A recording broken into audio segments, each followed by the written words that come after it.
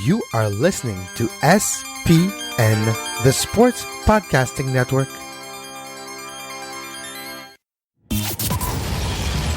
Welcome to Scuderia F1, the podcast that's always up to speed with the latest Formula One news. Follow us on Twitter at Scuderia F1 Pod and subscribe to the show on iTunes and Stitcher. Now, here are your hosts, Mark Dailey and Kevin Laramée.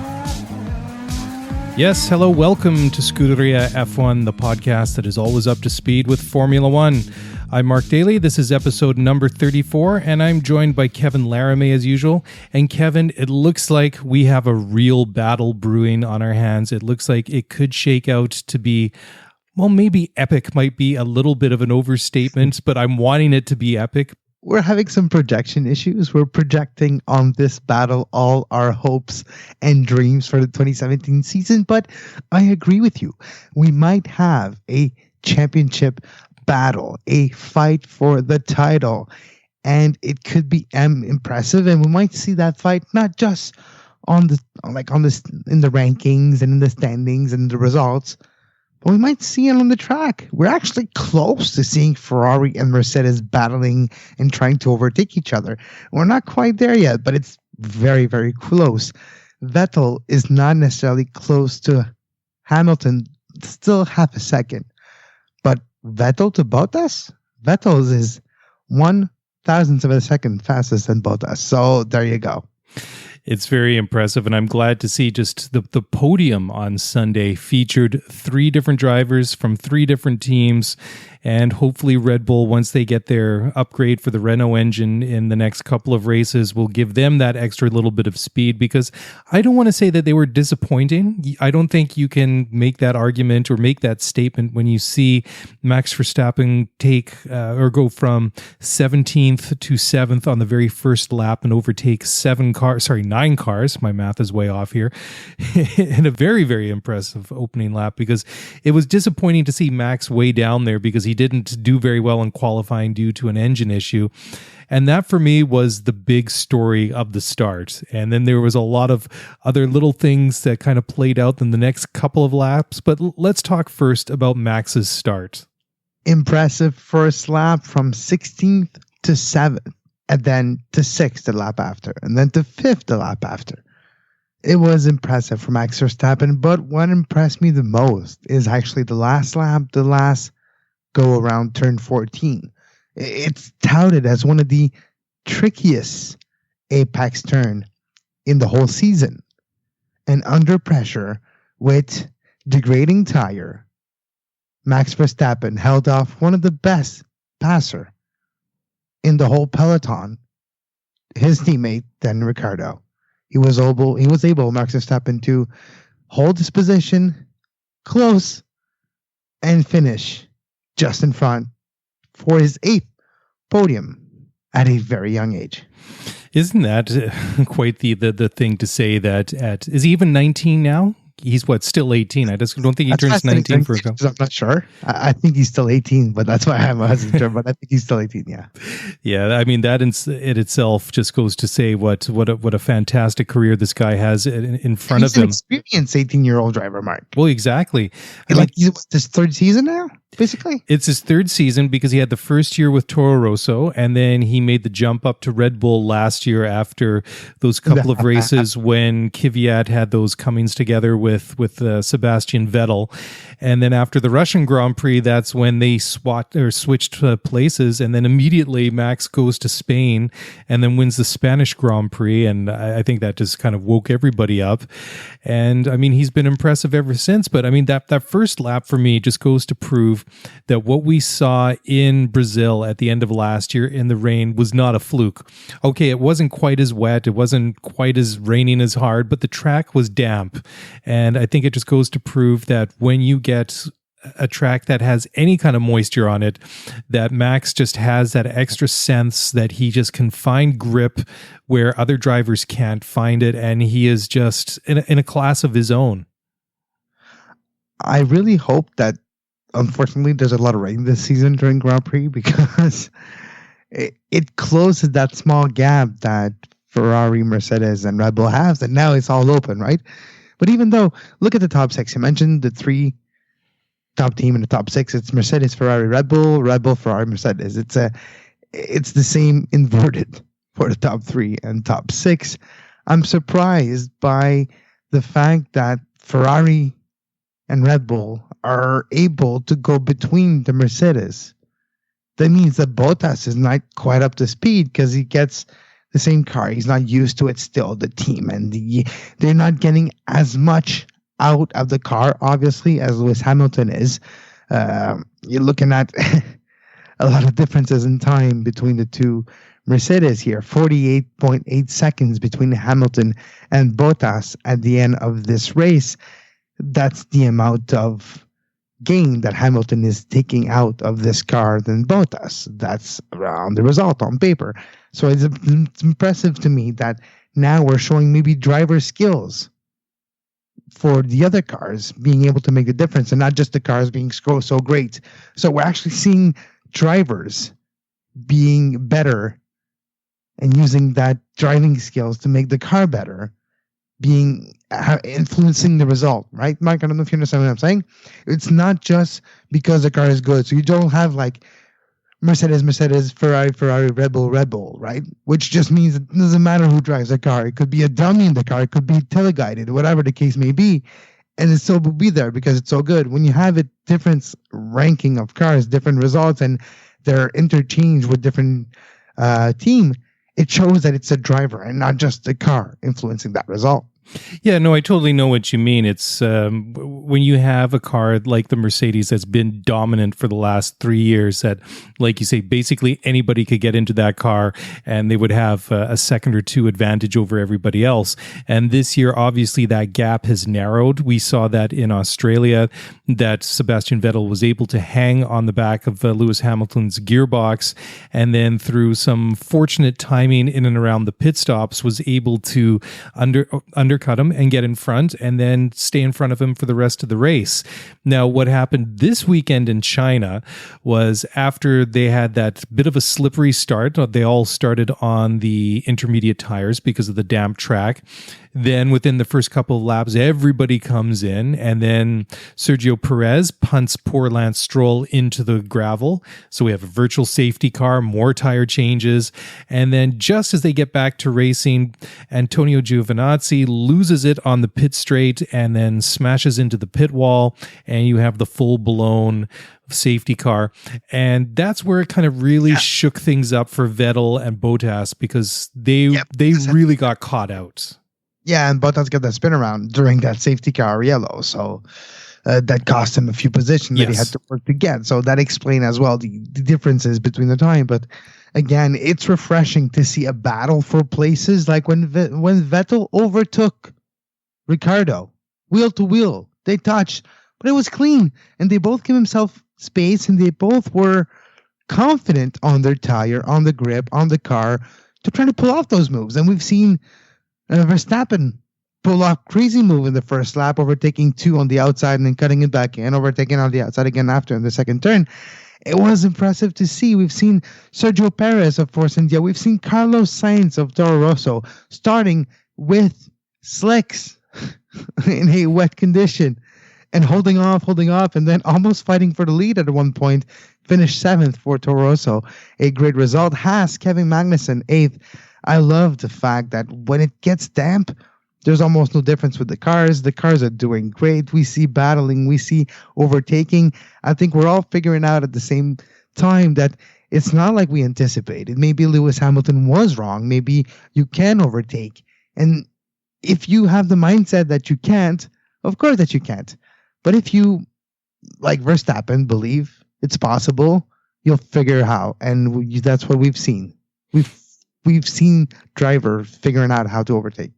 Well, that's true. And I think Max will pretty much find anywhere to pass between the white lines. And he's proven over the last couple of years that's exactly what he wants to do. But I thought what was kind of interesting is that you have the longest pit straight, or not the longest pit straight, but one of the longest straightaways in Formula One at the Shanghai International Circuit. And it's also a DRS zone. And I thought that it was quite something to see that when those DRS systems activated, how it really didn't didn't seem to make that much of a difference. But you didn't see the car that was behind really necessarily be able to get in the slipstream and make up some distance and then go for make a passing maneuver right at the end of that straight going into that hairpin corner. But I think what it did was that maybe it helped set up close the distance or just position the cars that a little bit further around the track. That's when you would be able to have the position and make the overtaking maneuver. And I think that's maybe what we saw with Vettel, because he made those two passes on his teammate Raikkonen and also on Danny Ricciardo in turn 6. And well, I think that maybe I don't think it was easier the move that he put on Raikkonen, but I think he maybe caught Raikkonen a little bit unawares. I mean, he was right on his gearbox. I think that Kimi just left the door open a little bit too much, and then Vettel pounced. But I loved the audacity, the aggressiveness, and just the balls that Sebastian displayed when he went to pass Danny Ricciardo, because like you say, they came together. You saw the big puff of smoke come off when the two tires touched, and Vettel was like, I'm taking this position, and no matter what, I'm putting my car in front of yours.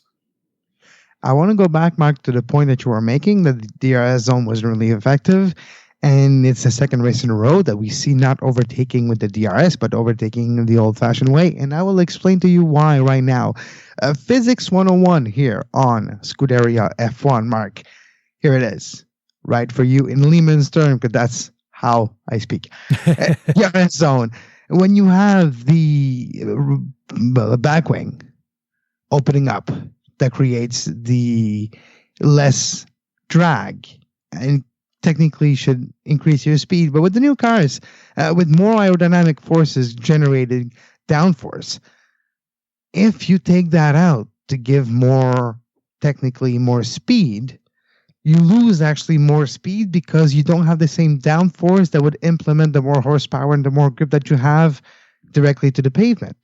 So when you lose that little bit of downforce to try to go faster, because of the way the cars are designed, you do not have the same aerodynamic downforce generated with this aspect of the car. You lose a little bit of grip, you lose a bit of traction, which indeed means that you lose a little bit of horsepower, the transmission of that power to the wheels, to the pavement, to create that movement going forward, technically, in layman's terms. So you do have that aspect. So that's why we've seen the DRS zone, even though all the cars use it at the same time, they all have the status quo. It actually doesn't help, and it doesn't help with the turbulence and the drag that it creates, especially if you're right behind the car. The turbulence is already affecting you, and if you take more downforce, it actually affects you even more. So that's why we've seen drivers like Vettel, when they're right behind someone, they actually go either inside or outside to trying to get away from the turbulence created from the cars in front of them.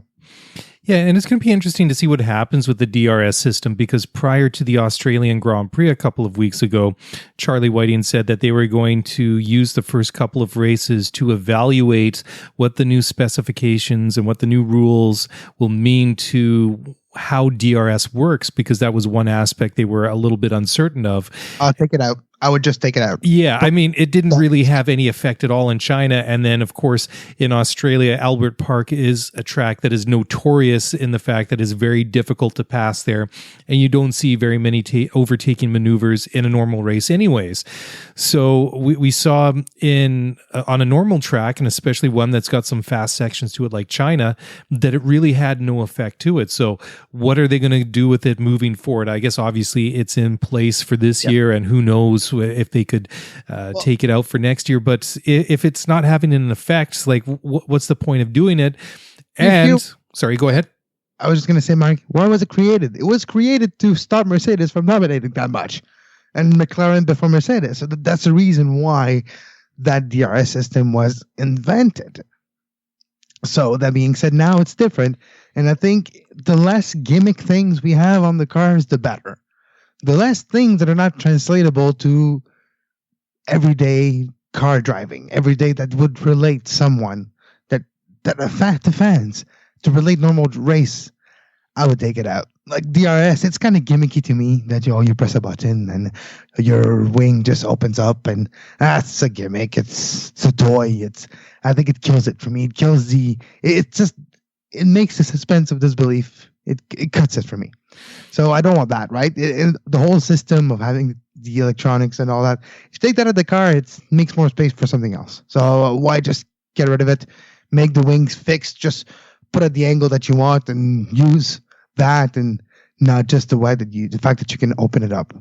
Yeah, but it's also interesting that recently, I think it was Ross Brawn and also some of the Formula One team said that they're ready to have a discussion and talk about what they can do to promote more overtaking in the sport from maybe a design point of view. Like, what can they do to the actual shape and the aerodynamics that will not create such dirty air and be able. So that to me makes more sense than just having this DRS system that is almost to an extent artificial overtaking, because what it does is, like you say, it opens up that wing, you get that slipstream effect, and then you get a little bit closer, and then if you're within that second and you can gain up that ground, then maybe at the end of the straightaway you're able to make the maneuver on it. But I thought that was one really interesting thing, was that a lot of the passes we saw weren't necessarily at the end of that long straightaway. We saw a couple of them, but I thought that the especially Vettel's maneuvers, I thought were just great. Like, I thought they're very opportunistic, and maybe that's what we're going to see more of with the new cars. I don't know. I didn't see an actual tally of how many passes there were in this race. Last year in China, I think they had something like 180 passes, which was a high for the entire year. I don't know how many they had the other day, but I don't think it was nearly as high as last season.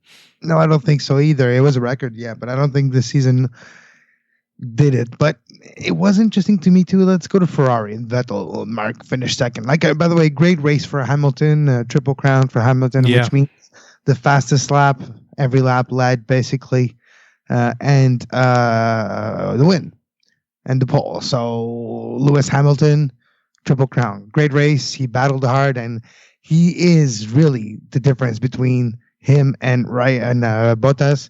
Hamilton is really doing a good job with the car.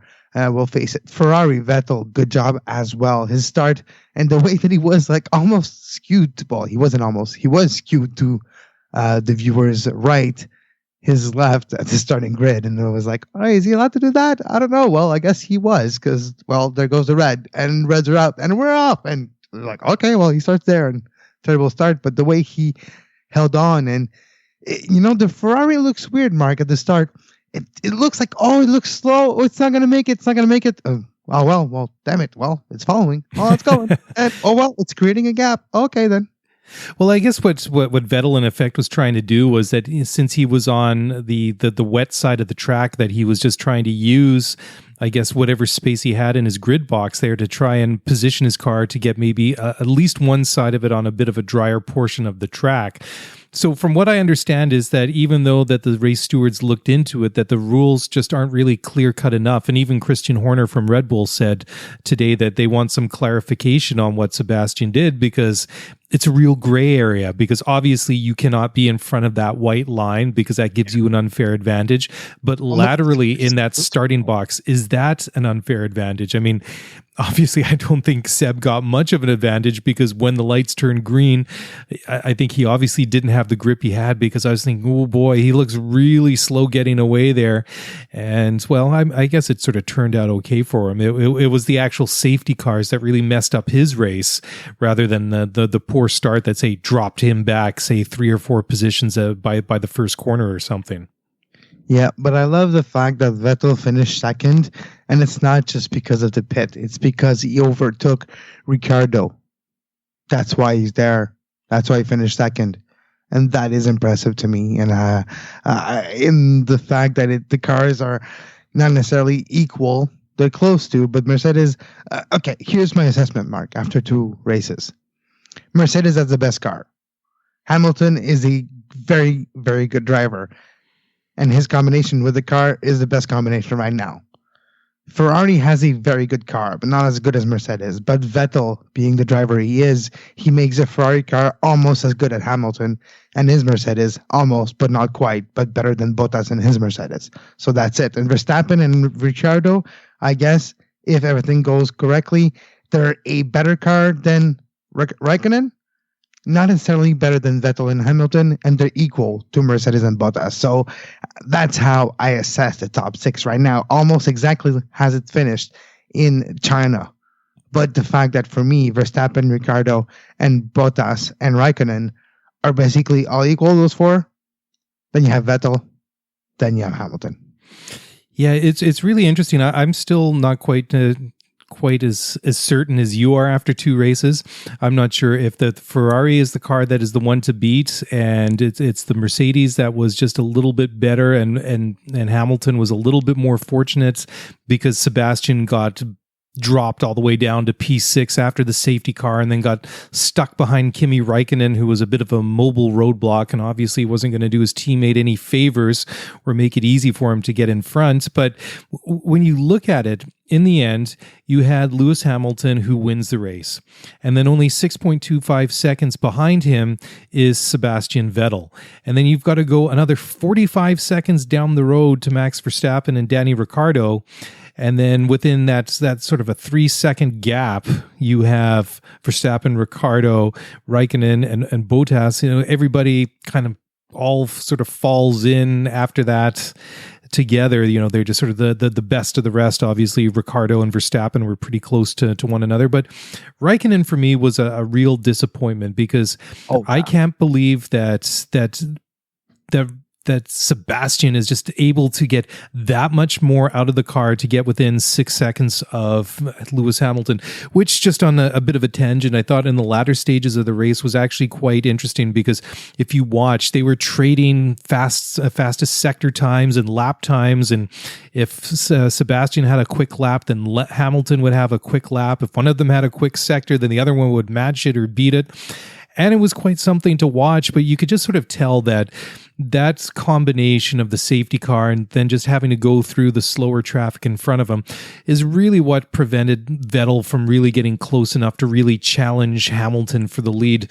I don't know if he could have actually gotten right up onto his gearbox and we could have seen a scrap between the two of them. But I am a little bit disappointed that we weren't at least in the position to see if he could or not, because, you know, when you get weather like that just sort of messes the order up and the safety car and a virtual safety car, it introduces a whole bunch of different elements into the race. But just going back to Kimi Räikkönen, I don't know what's up with him. I mean, he was very underwhelming in Australia a couple of weeks ago, and he blamed his first set of tires. They just didn't have enough grip, and he was fighting with understeer in that first stint, et cetera, et cetera. And then this past weekend, he was complaining about a lack of power and just the same sort of thing. He was ranting on the radio in the latter part of the race, which was kind of amusing from somebody that's just sort of sitting there that doesn't really have any real stake in it. You know, just a fan sitting at home. Just, you know, I'm more interested between what's happening between Vettel and Hamilton further up the road. But just listening to Raikkonen rant on the radio, he just sounded frustrated. Then, of course, after the race, you have the big boss, Mr. Sergio Marchionne, the big president of Ferrari, saying that perhaps it would be a good thing if Maurizio Arrivabene and Kimi Räikkönen sit down and talk to each other about his form over the first couple of races, because P4, P5, just not good enough. Not just that. It's not just the P4, P5 mark. It's the gap between second and fifth. It's the gap of performance between the two Ferraris. Yeah. It's been very evident the last two races. Raikkonen does not cut it. And can you imagine what a Carlos Sainz Jr. could do instead of Raikkonen in that car? I think sorry, Kevin, I was just going to say before I let you continue, I thought that Sainz was one of my surprises for the day. I thought that he was very, very impressive. Anyways, please continue. I was just going to say, can you imagine what he can do? Yep. You have, like, everybody's safe in F1, right? Especially Mercedes and Ferrari too. Like, everything is calculated. Everything goes well. When you need to shake things up and to truly put competition and youth and enthusiasm and rejuvenize and revitalize, that's what a Carlos Sainz would do. When, you know, there's a Scuderia Toro Rosso, yeah, they have a Ferrari motor. You kind of have a working relationship. I'm sure there's something you can do. Raikkonen is actually, I think there's a chance he doesn't finish the season for Ferrari if he continues to do like this, because technically between second and fifth is not too bad. They're both points, and you're both having some good things going in the future with those results. You can think it's positive, but it's a gap. If you feel the car is good like Vettel is driving the car for, then how come Raikkonen is not getting that car up there? He should be third, technically, if the car is that good. So that's why I think Carlos Sainz, that's an example, another Carlos Sainz in the world, but I think he's that type of driver, and I think he could be ready. Yeah, I mean, if there's always going to be a difference between two drivers in a team, and of course, the bigger the team and better the team, the better the drivers are that are going to be there. I mean, we saw how close, say, Rosberg and Hamilton were over the last couple of years. Hamilton, of course, was the quicker of the two, and we watched him so many times put Nico Rosberg in his place. But on his day, in fairness, Rosberg was quicker than Hamilton too. But we're not talking about half a minute or 50 seconds like we're talking about here between Raikkonen and Vettel.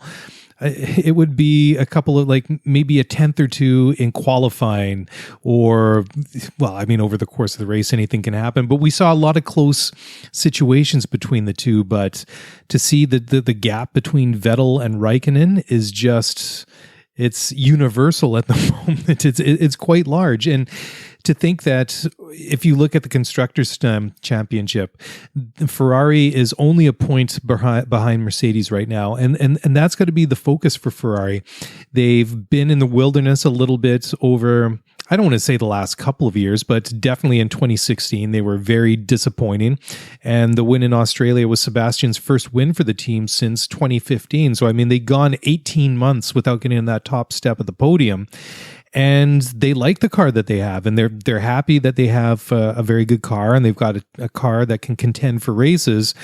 So to have that, and then supposedly to have two guys that are very good drivers, and only one of them is delivering, then there's a problem if you're Ferrari.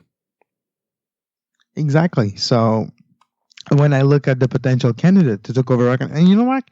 When you go back to the archive of this show, I have been talking about Raikkonen in my views that he should be replaced a long time ago, because you're getting all those young drivers everywhere, getting results and seeing that they're learning and becoming good. Verstappen and Ricciardo's still young, and he was young when he was giving the sheet at Red Bull, you know?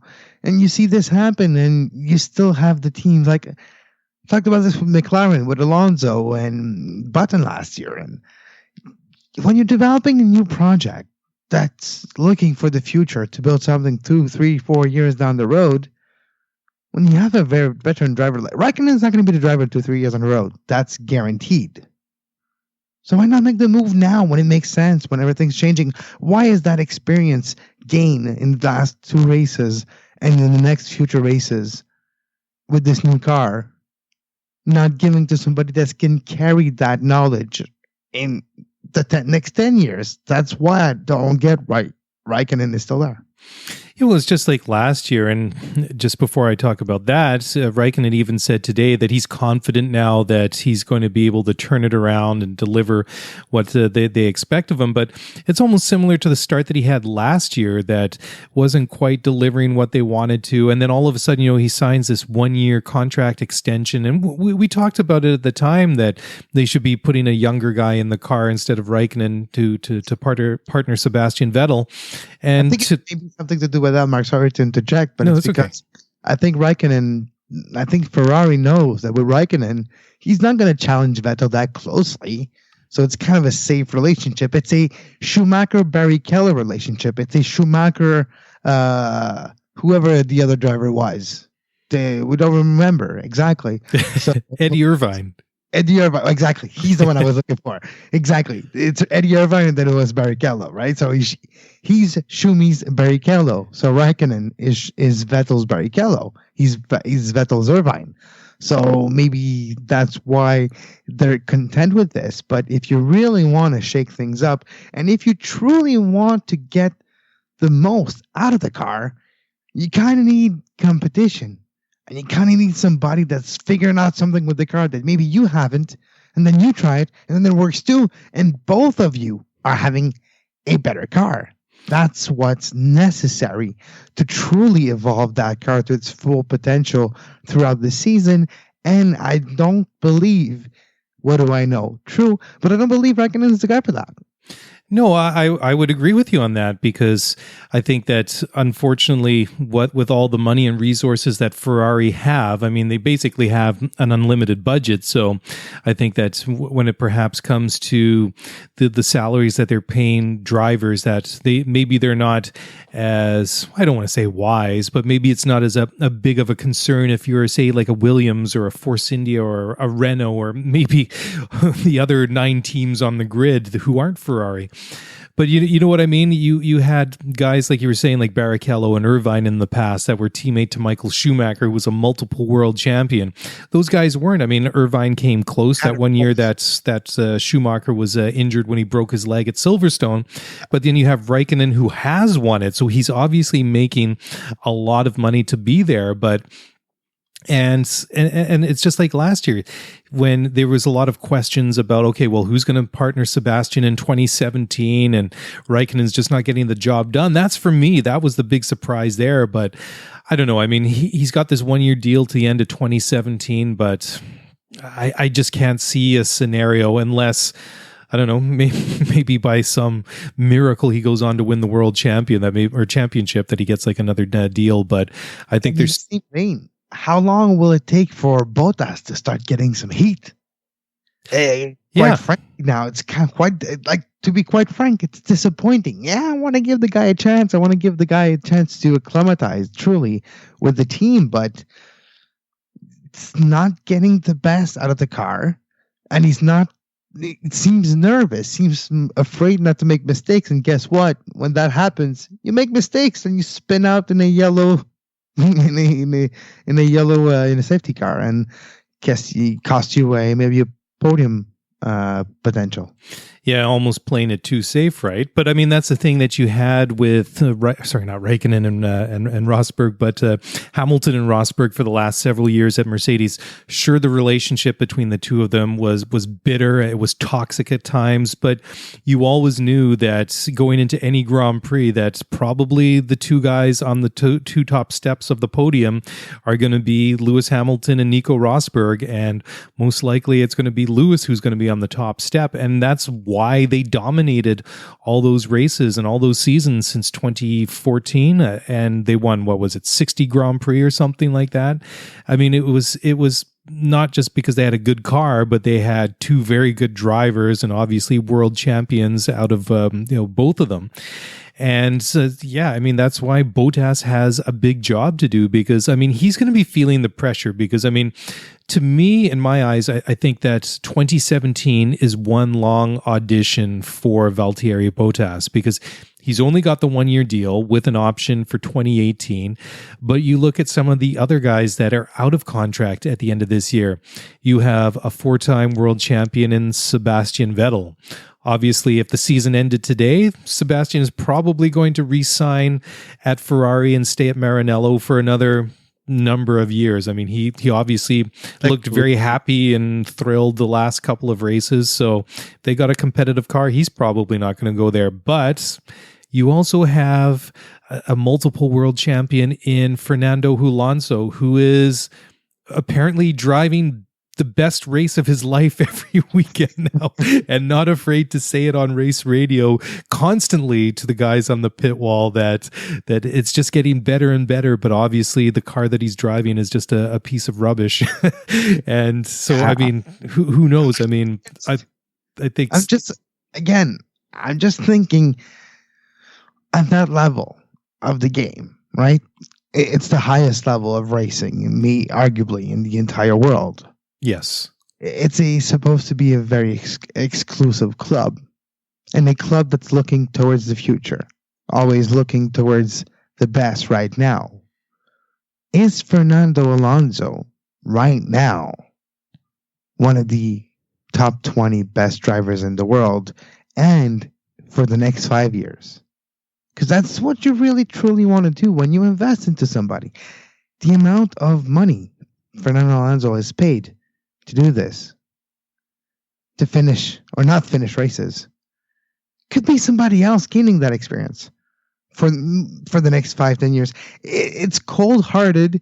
It might be a way skewed view for me to try to save money for F1, but it might be better off spending that money on the car right now than in the pockets of Fernando Alonso for the next 2-3 years, and having a driver though in the next 2-3 years that already has a lot of potential and learns and grows as a driver with the car for the next 2-3 years, and bam, when 2-3 years from now you have a new situation and boom, the car is good and the driver is ready and you have a contender. Alonso is not going to be there in 2-3 years. That's almost as sure as Raikkonen because of what I am mentioning right now.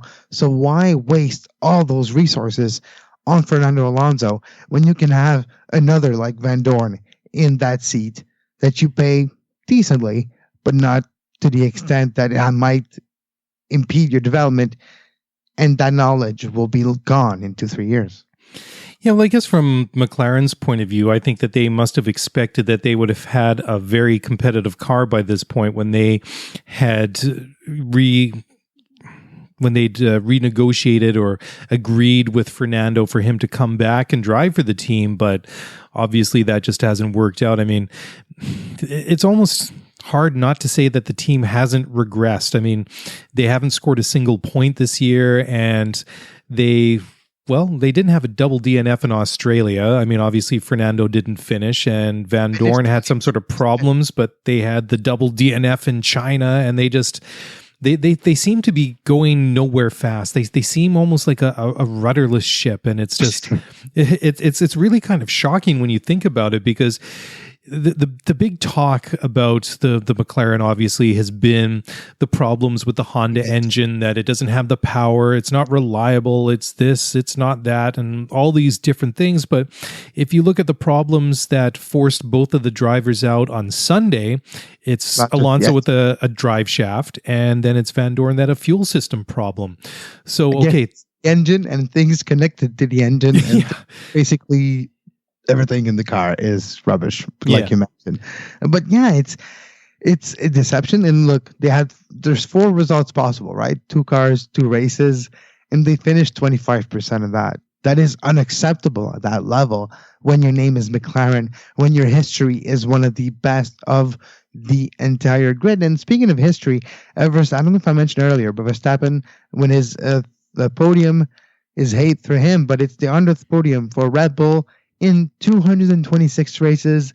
That's a conversion rate of 44%. So what that means is, since the beginning of their history, 2005, Red Bull has finished on the podium 44% of the time. So that's almost 5 times out of 10. They were it's closer to 4, yes, but it's almost 5 times out of 10 they're on the podium since the beginning of their existence in 2005. Isn't that amazing? That is a very, very impressive statistic. And that's why I hesitate to say that they've been, I wouldn't go as far to say a disappointment in the first opening couple of races of this year, but they definitely have underwhelmed, and they've been pretty frank about it, that they're just not where they want to be at the moment. And they're saying all the right things, that they believe that they're going to be able to develop the car and there's lots of room to improve and things like that. But we'll see, especially when they get the upgraded Renault engine. I think it's supposed to come in time for the Canadian Grand Prix in about 2 months from now. But we'll see then, and also the other improvements that they're able to make in other areas of the car, how much that's going to move them up the field, and if they're going to be able to race with the Ferrari that isn't Kimi Räikkönen, or the Mercedes that isn't Valtteri Bottas. Exactly. So that's one to watch for sure, right? There is some interesting aspect of the car, though, that I like with Red Bull, is it seems to handle very well in traffic.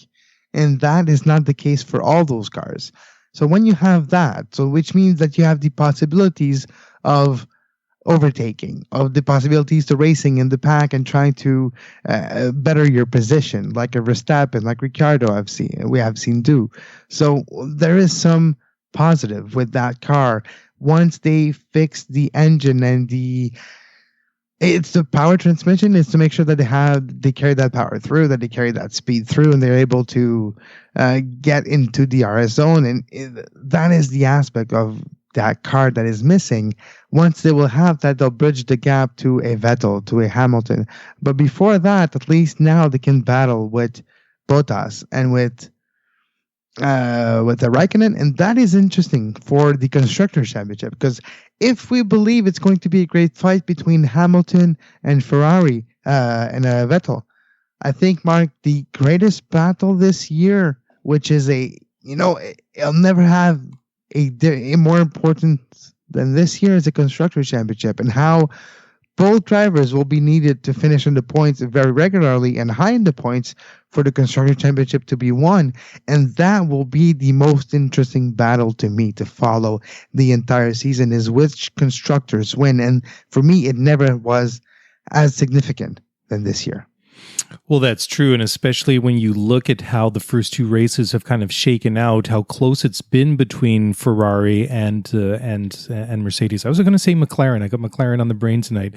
Anyways, it's been obviously very close between the two of them. So yeah, like you say, they're going to really need to have maximum teamwork both off and on the track to get the results that they need, because it's been a foregone conclusion the last 2 or 3 years that you were going to have the Mercedes team way out in front of everybody else, and that would just be a foregone conclusion. It was like not whether or not Mercedes was going to win the Constructors' Championship. It was going to be how much are they going to win it by. I mean, you look at last year, they were obviously first. They had 765 points.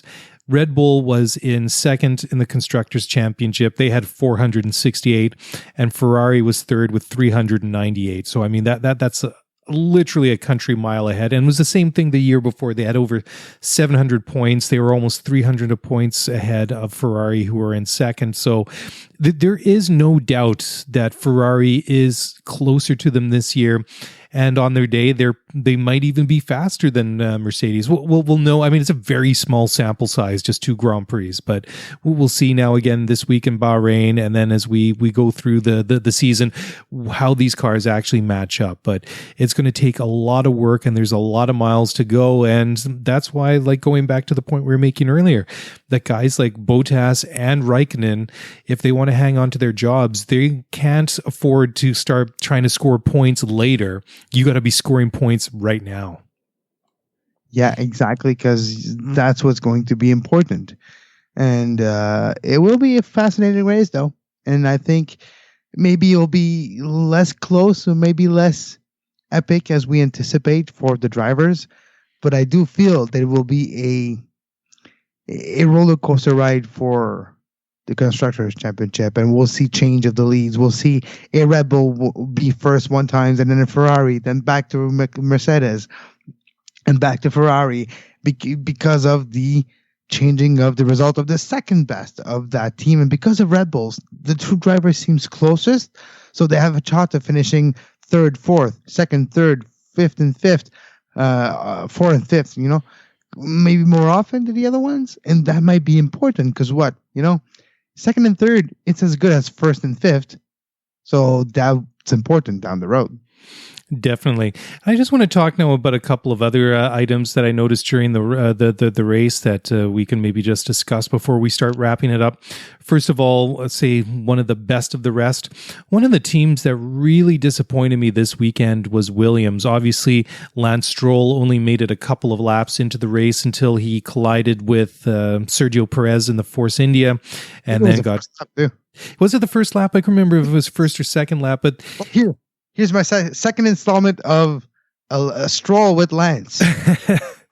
Didn't finish really well. He finished in the pit, in the gravel.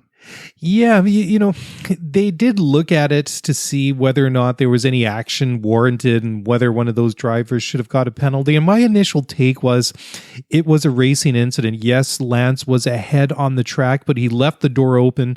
And Perez, he did have a look. Maybe he was a little bit wishful thinking he could get around there, but Lance, he closed the door and he paid for it. He went off into the grass. His car wasn't damaged, but once you get into those gravel traps, that you could tell right away that the rear of that car, it was heavy, obviously full fuel load, and it sunk down into the rocks, into the gravel trap, and that was it. So that was disappointing, but even more disappointing than that was Felipe Massa, who finished, in P14? I mean, he really faded, and I was really expecting more from Williams this year. Obviously, they've only had 2 races, but there's a long way to go, and they can improve so much. But they're good, right? They have a Mercedes engine. Yeah. They should better off than they are right now. So it's kind of disappointing.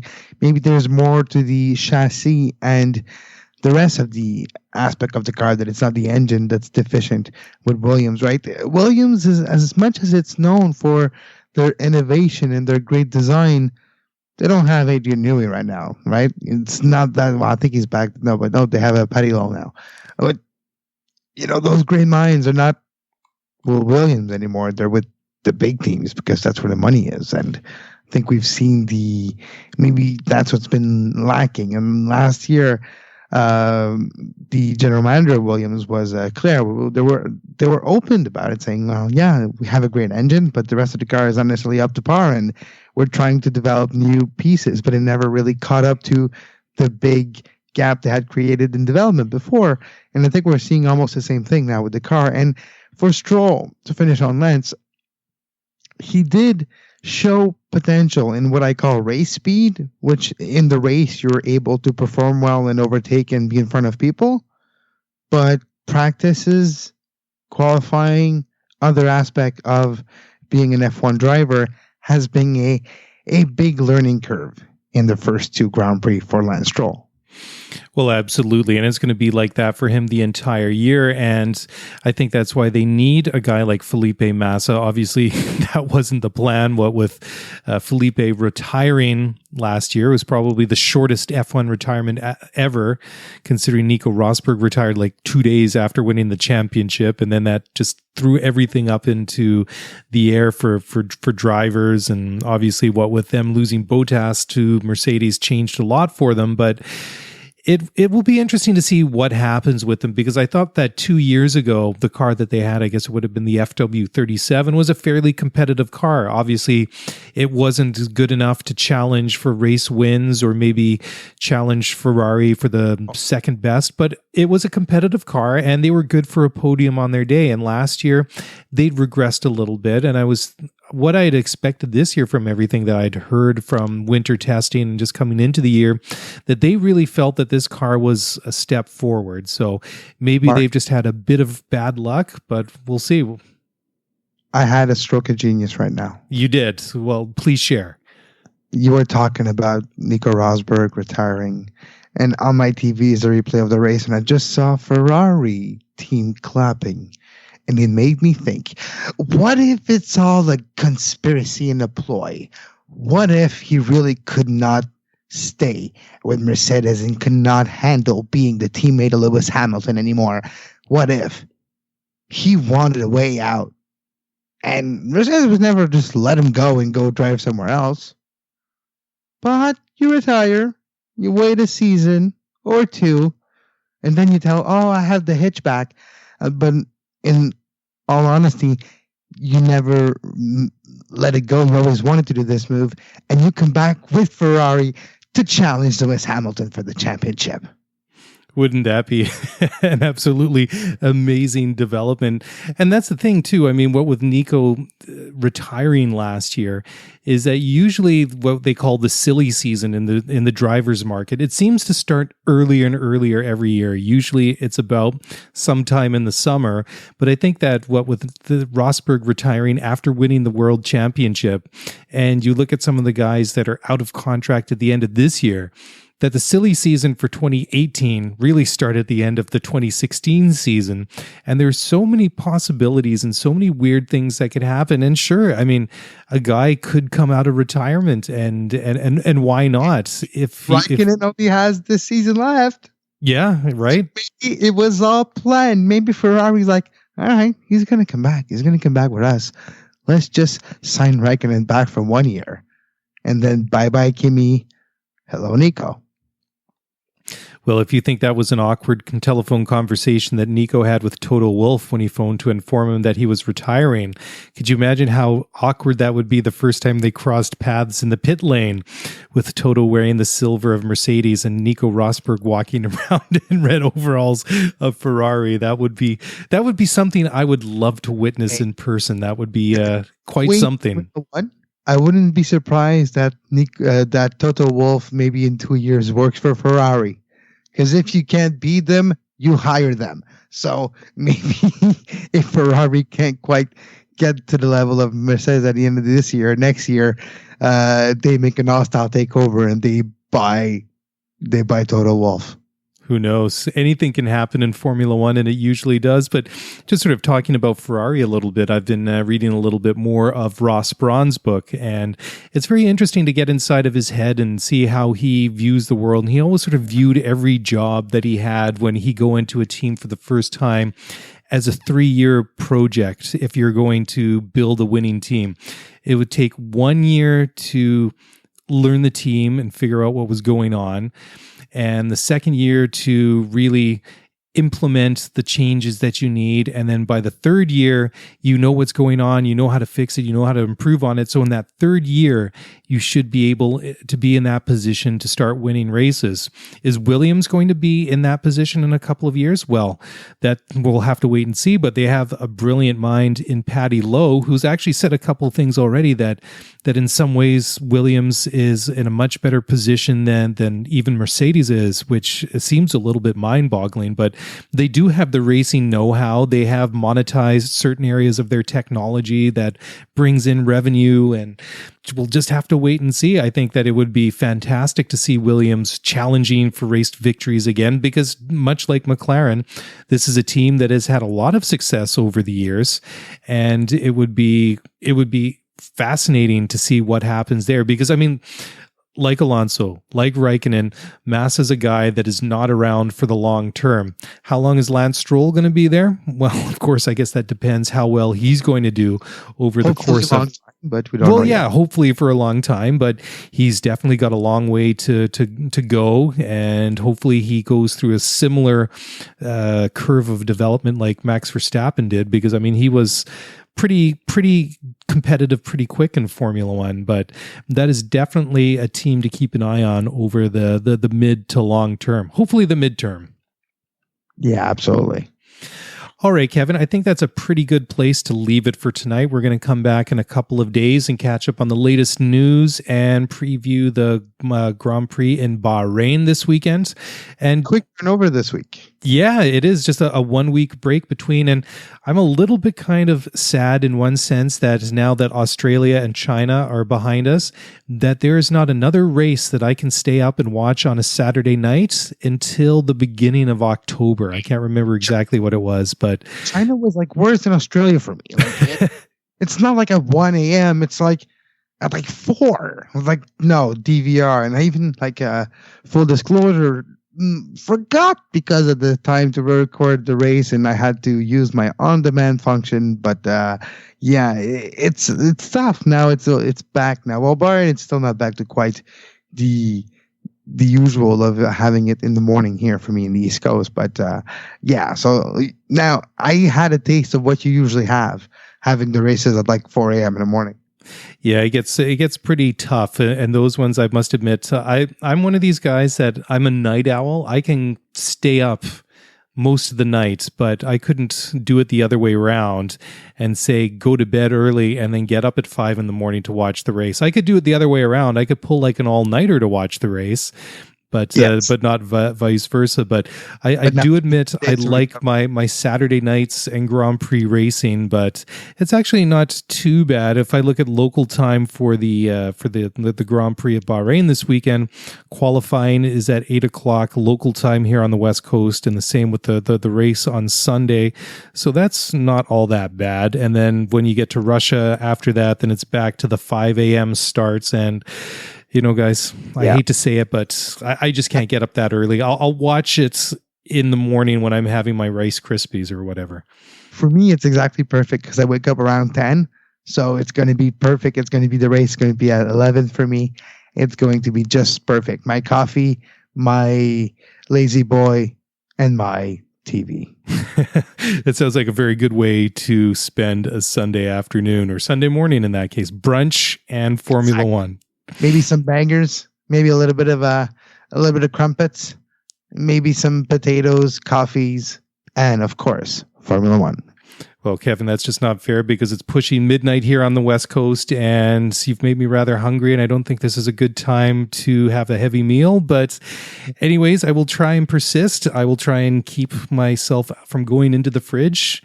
And until we convene again in a couple of days, just let everybody know where they can find you online and what's going on in the network this week. You can follow me on Twitter at Laramée. Follow the network as well at SportsPodNet. Soccer Today tomorrow. We have a big show tomorrow. Probably today when you listen to this show, we have a big show, Soccer Today, with Jonathan Tannenwald and Tom Marshall. Just talk about the World Cup 2026 bid, the joint bid, CONCACAF with Mexico, Canada, and United States. So a big international flavor show tomorrow, Tuesday on Soccer Today. You can catch it on demand on the Sports Podcasting Network, and that it's easy. It's at sportspodcastingnetwork.com. Outstanding. And of course, you can find us on Twitter here at Scuderia F1 Pod, and that is really easy. I just gave it away. Our Twitter handle is exactly our name, at Scuderia F1 Pod. And that's it. That's a wrap for us. We'll be back in a couple of days, and until then, we'll catch you later. Thanks for listening to the Scuderia F1 podcast. If you want to get the show notes for this episode, then head over to ScuderiaF1pod.com. Want to get in touch with us? Then email us at ScuderiaF1pod@gmail.com. You were listening to SPN, the Sports Podcasting Network. Visit us, sportspodcastingnetwork.com.